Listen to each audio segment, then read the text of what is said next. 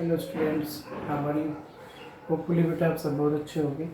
देखिए, नया चैप्टर शुरू करना था हमने, उसमें मैं अभी आपको इंट्रोडक्शन करा रहा हूँ। केमिकल काइनेटिक्स बहुत ही यूज़फुल चैप्टर है और ये हमारे +2 के सिलेबस का लास्ट चैप्टर है, जिसमें आप कह सकते हो कि हमने न्यूमेरिकल्स डील करने हैं। ठीक है, फिजिकल केमिस्ट्री में अभी एक चैप्टर और रहता है, बट बेसिकली क्या है केमिकल काइनेटिक्स, एक कुछ हद तक फिजिक्स के काइनेटिक्स से रिलेटेड है। केमिकल काइनेटिक्स, केमिकल का मतलब है chemical reactions, chemical processes and kinetics. Do you know the word, the meaning kinetics? It means motion, it means rate, that is the change with respect to time और any change और motion. मैंने यहाँ पे लिखा है because we study kinetics in chemistry, so it is the rate और change or motion or change in concentration or change in number of moles or change in pressure with respect to the time of the reaction. So basically in this branch of the chemistry we have to study, this is the branch of physical chemistry in which we study about the rate of the reaction and the factors affecting to the rate. Now rate of the reaction, rate means speed. Suppose we have a reaction A2 product. Okay? Suppose at given time t1, its concentration is, suppose it is C1. मान लीजिए अभी ये reactant है हमारे पास, t1 time पे concentration C1 है। कुछ देर के बाद जब ये रिएक्शन अकर कर गई तो सपोज इसकी कंसंट्रेशन C2 है। डेफिनेटली प्रोडक्ट की कंसंट्रेशन, इसके रिएक्टेंट्स की अमाउंट कुछ अमाउंट प्रोडक्ट्स में कन्वर्ट कर गई होगी। So if you want to find out the rate or speed of the reaction, that means you have to find out change in concentration of the time interval divided by time interval. Now from here you can say final concentration is C2, initial concentration is C1 and time interval is T2 minus T1. That is, we can say delta C over delta T. It represents the rate of the reaction. Okay, so this is the branch of physical chemistry in which we study about the kinematics or kinetics of the reactions. That is the rate of the reaction or velocity of the reaction and the factors affecting to the rate. ऐसे कौन से factors है, ऐसे कौन से changes हैं कि जब हम रिएक्टेंट्स में चेंज करें तो उस रिएक्शन का रेट चेंज हो जाए।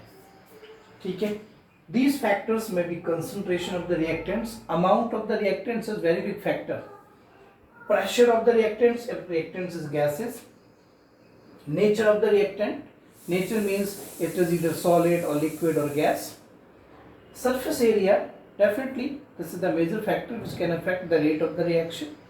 एक एग्जांपल आपको दे रहा हूँ, जैसे आपके पास कोई सॉलिड वुड है, सॉलिड वुड, अगर आप सॉलिड वुड को बर्न करो तो उसकी burning speed, combustion speed different होगी अगर आप उसी वुड को ब्रेक करके या पाउडर्ड फॉर्म में कन्वर्ट करके उसको कंबस्ट करो।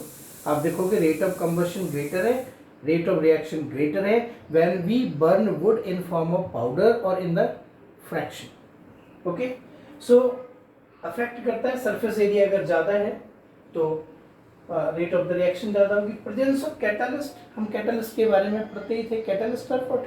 Those chemical substances which affect the rate of the reaction, so definitely they affect the rate.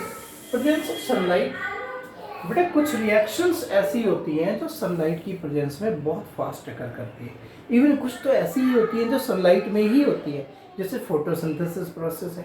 Definitely अगर लाइट नहीं है तो फोटोसिंथेसिस नहीं होगा। So we can say these are the some factors which can affect the rate of the reactions. And now rate of the reaction or speed of the reaction means either change in concentration over time interval or change in pressure over time interval or change in the amount of reactants or products with respect to time. That will give you the rate. In this branch of chemistry you have to study rate of the reactions. But basically on the basis of rate of reaction, reactions may be very fast हो सकता है कुछ reaction बहुत fast अकर करें, that is instantaneous reactions, जो instantaneous reactions हैं। हो सकता है रिएक्शंस स्लो हो और हो सकता है स्लोएस्ट हो, वेरी टाइम कंज्यूमिंग जिनमें टाइम इंटरवल लगभग इन्फिनिटी हो, इंस्टेंटेनियस जिसमें टाइम इंटरवल लगभग जीरो हो। तो बेटा आप देखोगे काइनेटिक्स में, केमिकल काइनेटिक्स में हम ऐसी रिएक्शंस जो बहुत फास्ट है तो बहुत स्लो है, इनके रेट डिटरमाइन एक्सपेरिमेंटली नहीं कर सकते, क्योंकि जो रिएक्शन पलक झपकते ही हो जाए, बहुत फास्टली हो जाए, उनका रेट तो हमें इन्फिनिटी लगेगा। जैसे आयनिक रिएक्शंस हैं, Na plus ions and Cl minus ions, अगर Na प्लस तो Cl माइनस दोनों एक दूसरे के पास आएंगे then they will combine very effectively and very fast. We can't determine rate accurately. Similarly, there are some reactions which are very slow, take infinite time in their completions. Rusting of iron हफ्ते लग सकते हैं, महीने लग सकते हैं उनको complete होने में, डिपेंड्स अपॉन एनवायरमेंटल कंडीशंस। तो ऐसी रिएक्शंस का रेट लगभग जीरो आएगा और इन रिएक्शंस का रेट लगभग इन्फिनिटी आएगा। सो feasibly in the chemical kinetics we study about the rate of the slow reactions, that rate which can be determined, that rate which can be accurately determined, हम उसको assess कर सकते हैं कि इस रिएक्शन का रेट क्या है। बेटा ये जो केमिकल काइनेटिक्स है इसका एक मेजर ड्रॉबैक है, यहाँ से हम रेट तो निकाल सकते हैं किसी भी रिएक्शन का कि रिएक्शन स्लो है, फास्ट है, जो भी हमें डेटा गिवन होगा, बट हम ये नहीं बता पाएंगे थर्मोडायनेमिकली वो रिएक्शन फीजिबल है या नहीं है। That means note this point, the main limitation of thermodynamics, we can't predict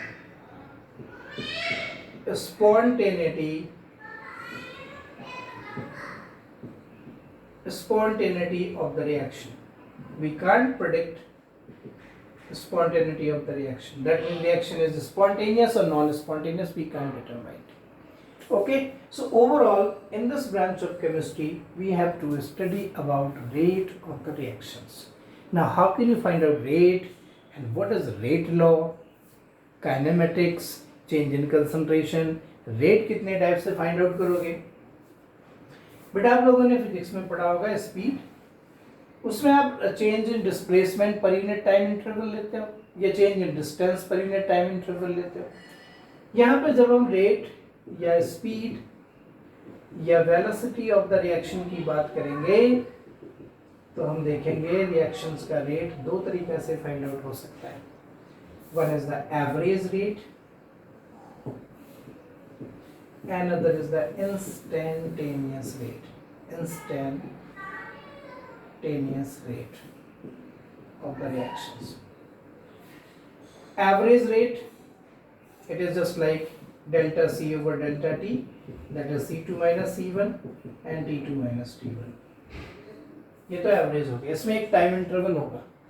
जो इंस्टेंटेनियस रेट होगा इसे आप dc over dt से रिप्रेजेंट करोगे, d for the very small difference at given instant, और इसे फाइंड आउट करने के लिए आप limit delta t tends to 0 of delta c over delta t कर सकते हो।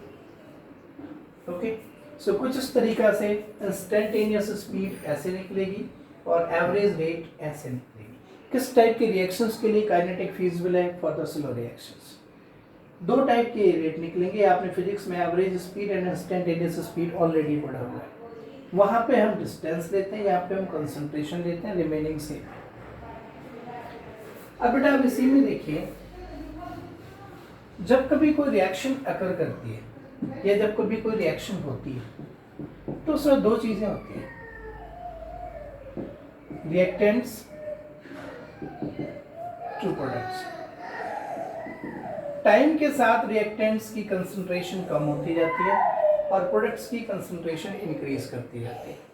ठीक है, concentration of reactants decreases and products की कंसंट्रेशन बढ़ती जाती है।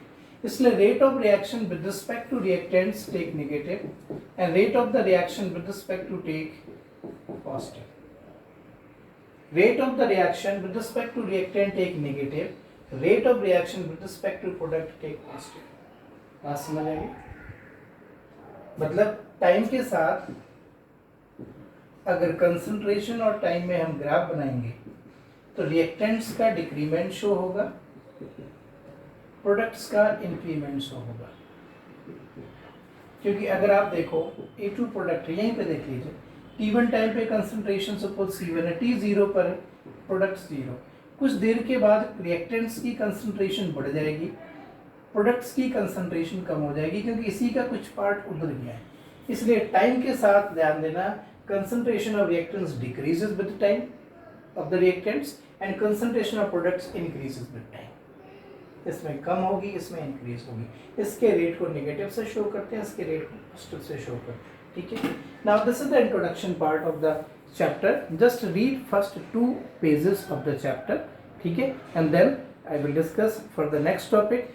First of all the factors affecting in detail and the rate law which is very useful. Okay बेटा, thank you, thanks a lot. इसे देखिए और अगर कोई डाउट निकल गया तो पूछिए। इंट्रोडक्शन ऑफ द चैप्टर है। Okay, thank you.